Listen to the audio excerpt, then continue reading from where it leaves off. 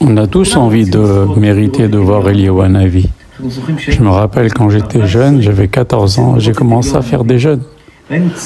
Pour pouvoir voir Eliyahu Hanavi, mériter de le voir.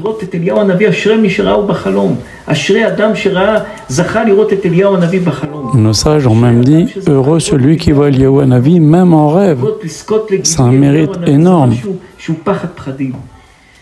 Et vous allez voir qu'en fait, chacun peut mériter de voir Eliyahu Hanavi dans sa vie. Il y a différentes sortes de Gilui Eliyahu, de Eliyahu Hanavi. C'est pas forcément quelqu'un qui vient et qui te dit bonjour, je suis Eliyahu Hanavi, voilà ça et ça et ça. C'est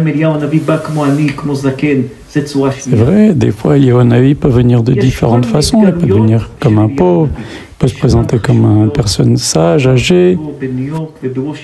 Je vais raconter une histoire d'un ami à moi qui habite Washington, aux États-Unis.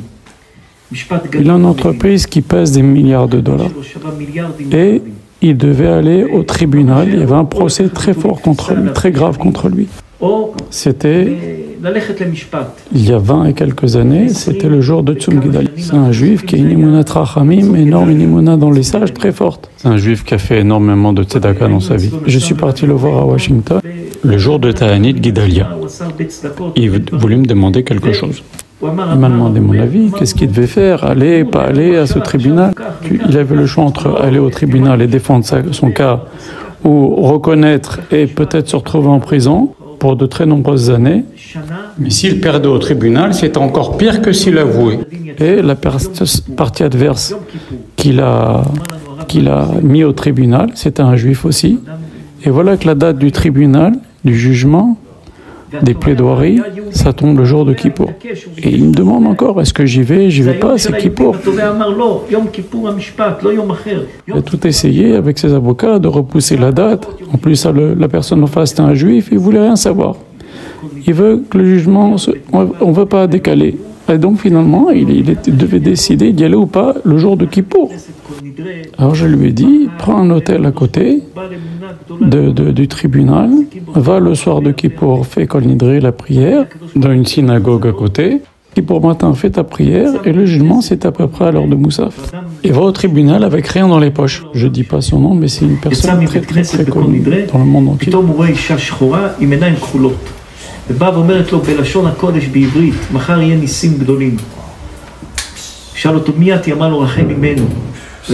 Après la prière du soir de Kippour, après Kol Nidrei, il sort de la synagogue, il va rejoindre son hôtel et il croise une femme de couleur avec des yeux bleus, qui lui dit en hébreu, demain tu auras des grands miracles.